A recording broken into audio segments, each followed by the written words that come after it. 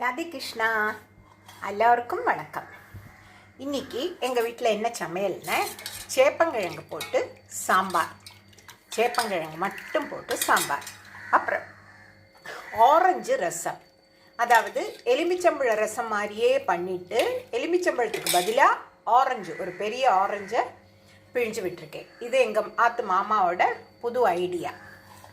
என்றைக்கே எலுமிச்சம்பழம் பண்ணுறது போராக இருக்குது, ஒரு செப்பரேட்டாக புதுசாக பண்ணணும்னு சொல்லி இந்த மாதிரி பண்ணியிருக்கோம்.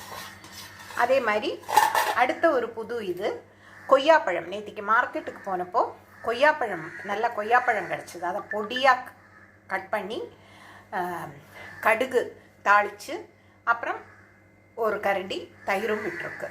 அப்படி தயிர் பச்சடி, கொய்யா தயிர் பச்சடி. அப்புறம் அன்னம். அப்புறம் எங்கள் வீட்டு குட்டி கிருஷ்ணனுக்கு பருப்பு சாதம், நெய் போட்டு உப்பு போட்டு பிசைஞ்சு வச்சுருக்கு. அப்புறம் கத்திரிக்காய், காரக்கறி. அவ்வளவுதான். ரொம்ப சிம்பிள் சமையல். நன்றி, வணக்கம். வாழ்க வளமுடன்.